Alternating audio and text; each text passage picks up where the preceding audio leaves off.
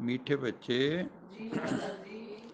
अपना पोता mail check करो। पोता मेल मीन्स अकाउंट, डेली का अकाउंट कर्मों का अपना चेक करो कि सारे दिन में शिव बाबा को कितना समय याद किया, अर्थात सोल कॉन्शियस कितनी देर रहे, आत्म अभिमानी कितनी देर रहे और परमात्म अभिमानी कितनी देर रहे।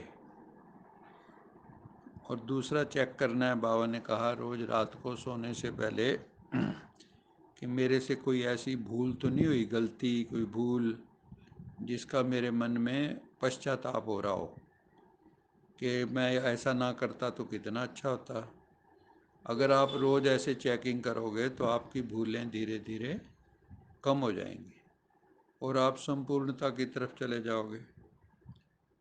इसलिए बाबा कहते हैं बच्चे, एक तो ये चेक करो सोल कॉन्शियस गॉड कॉन्शियस कितने रहे, और दूसरा हमसे कोई गलती कोई भूल कोई मिस्टेक तो नहीं हुई। बाबा ने कहा तुम भी एक तरह के व्यापारी ही हो। जैसे व्यापारी जब रात होती है या शाम होती है, दुकान, वो कहते हैं ना दुकान बढ़ाते हैं जब, तो अपना हिसाब देखते हैं कि आज हमने कितनी कमाई की, कितने का माल बिका, कितनी कमाई की। ऐसे ही बाबा कहता है तुम भी व्यापारी हो, एक तरह के रूहानी व्यापारी, कि तुम भी देखते हो कि मुझे कितना घाटा हुआ और कितना प्रॉफिट हुआ। क्योंकि जितनी हमारी नेगेटिव थिंकिंग, वेस्टफुल थिंकिंग, व्यर्थ की थिंकिंग होगी, उतना तो घाटा है वो जितना जैसे बाबा की मुरली सुनी, ज्ञान के बिंदुओं को बुद्धि में रखा, उन्हीं का मनन चिंतन किया, सबका भला किया, तो उससे आपकी कमाई होगी, तो प्रॉफिट है वो। तो डेबिट क्रेडिट रोज चल रहा है हमारे कर्मों का भी। प्रश्न है कौन सी एक मेहनत अंतर्मुखी बन करते रहो तो अपार खुशी रहेगी।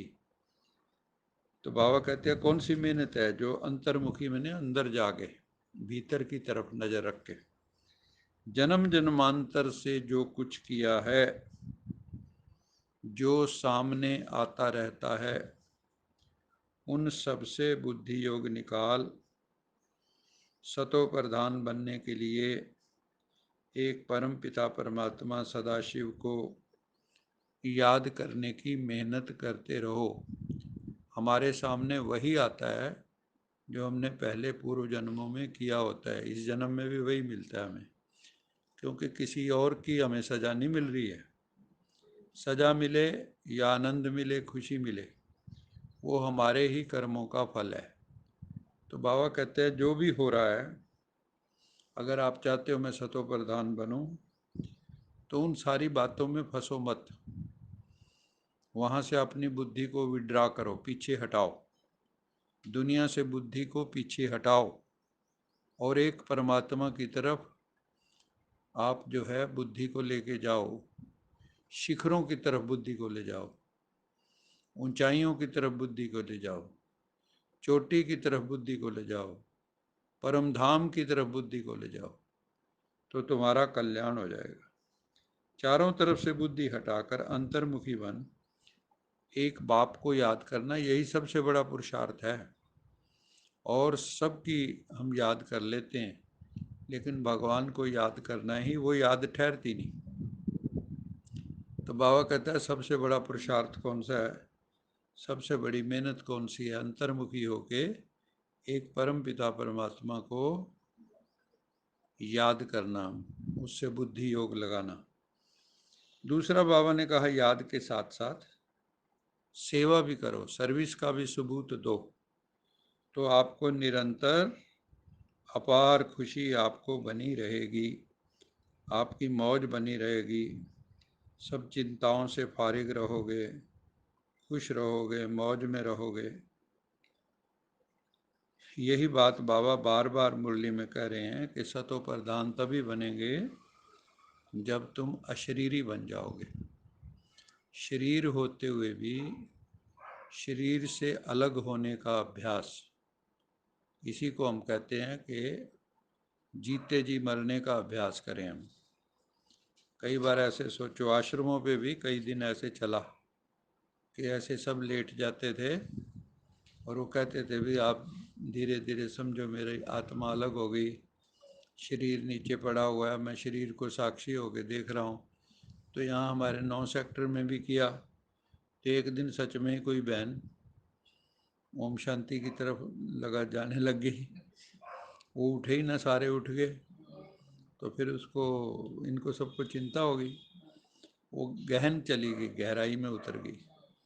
फिर उसको अपना पानी के छींटे छुंटे मार के पता नहीं कैसे उसको खड़ा किया और सब ने सुख की सांस ली।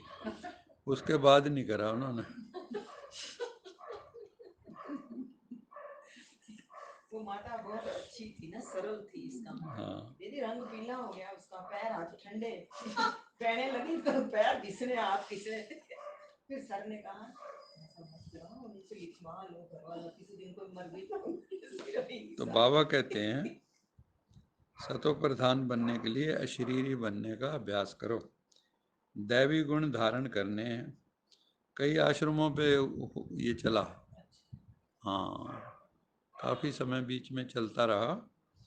फिर जो है वो धीरे धीरे, हाँ, सबको ये लगा कहीं सचमुच ही एक अद्धा चला गया तो मुश्किल हो जाएगी।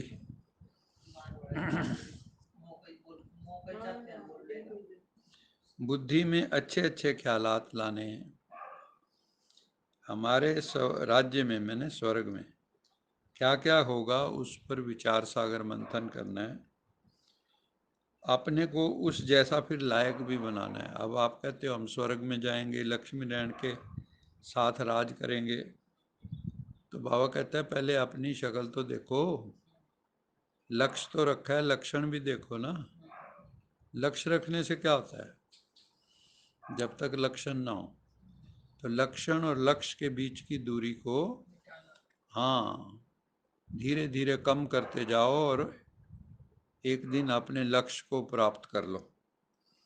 जैसे लायक चरित्रवान बनना है। बाबा कहता है लक्ष्मी नारायण जैसे थे, अपने को उन जैसा ही लायक बनाना है और चरित्रवान बनाना है।